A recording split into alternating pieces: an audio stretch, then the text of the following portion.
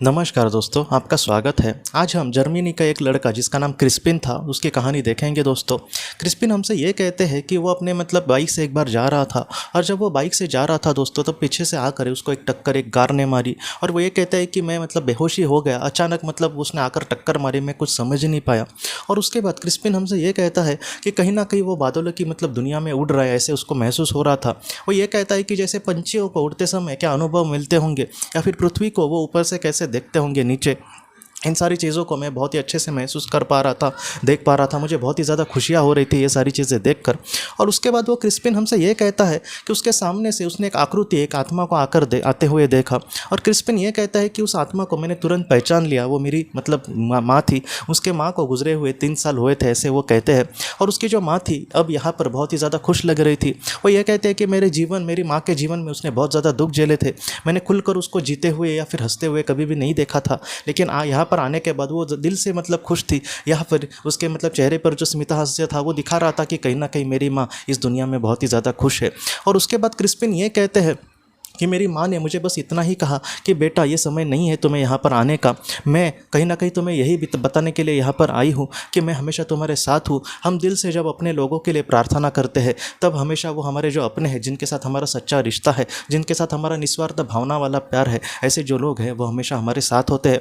पृथ्वी पर हमारी बहुत सारी मर्यादाएँ होती है, इसलिए हम इन सारी चीज़ों को अच्छे से नहीं समझ पाते।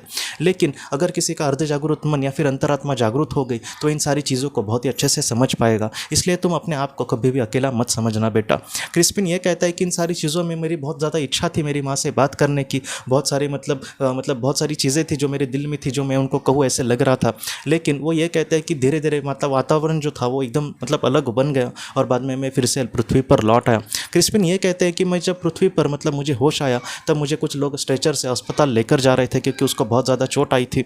बाद में वो ये कहता है कि मुझे तकरीबन 2 महीने लगे, 2 सर्जरी भी उनकी हुई। लेकिन वो ये कहता है कि मुझे अभी ज़रा भी मृत्यु का डर नहीं है, या फिर जीवन जीने का भी मुझे कोई डर नहीं है, क्योंकि मुझे पता है कि मैं अच्छे से अगर आगे बढ़ूंगा तो मेरी माँ हमेशा मेरे साथ रहेंगी। उनका जो आशीर्वाद है वो हमेशा मेरे साथ रहेगा। और जब पृथ्वी का मेरा जो जीवन है वो पूर्ण होने के बाद मैं अपने माँ के पास ही हमेशा के लिए लौट जाऊँगा। इसलिए आज मैं बिंदास हूँ, आज मैं जितना हो सके खुश रह के जीवन में अच्छे कर्म करके आगे बढ़ने की कोशिश कर रहा हूँ। तो इसी तरीके से दोस्तों, क्रिस्पिन जैसे ही हमारी भी ज़िंदगी है। हम अपने जीवन में कभी भी अपने आप को हमें अकेला नहीं समझना। जितना हो सके, मैं आपको सच बोलूँ तो किसी का कोई अपना एकदम करीबी ना हो, फिर भी सर्वशक्तिमान ईश्वर हमेशा हमारे साथ है। हमारे करीबी लोगों का आशीर्वाद हमेशा हमारे साथ है।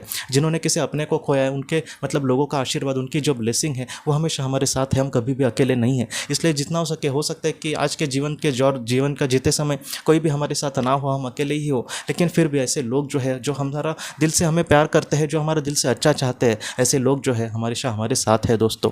और जैसे उसके माँ ने कहा कि हमारा अवचेतन मन चेतन होने के बाद हम बहुत सारी चीज़ें बहुत ही अच्छे से जान पाएंगे, तो उसके लिए सबसे अच्छा रास्ता यही है कि हम रेगुलरली ध्यान करें। कम से कम हम 15 मिनट से स्टार्ट कर सकते हैं, बाद में धीरे धीरे 45 मिनट तक हम अगर रेगुलरली ध्यान करेंगे दोस्तों दिन में, तो हो सकता है कि इस तरीके से धीरे धीरे वो हमारा अर्ध जागृत मन जागृत हो जाए। हमारा अवचेतन जो मन है चेतन अवस्था में, जागृत अवस्था में ज़रूर आ सकता है, और इसका जो फ़ायदा है उस आत्मा को ज़रूर मिल सकता है दोस्तों।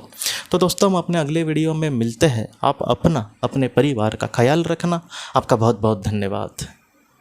अगर आपने किसी अपने को खोया है, और अगर आप किसी जेन्युइन भरोसेमंद थेरेपिस्ट की तलाश कर रहे जो आपके अपनों के संदेश आपको दे सके, तो आप इस नंबर पर व्हाट्सएप मैसेज कर सकते हैं। हम जितना हो सके आपको किसी अच्छे थेरेपिस्ट के बारे में बताने की कोशिश करेंगे, जो आपको बहुत ही अच्छे से संदेश दे और आप अपने जीवन में आगे बढ़ पाए। आपका बहुत बहुत धन्यवाद।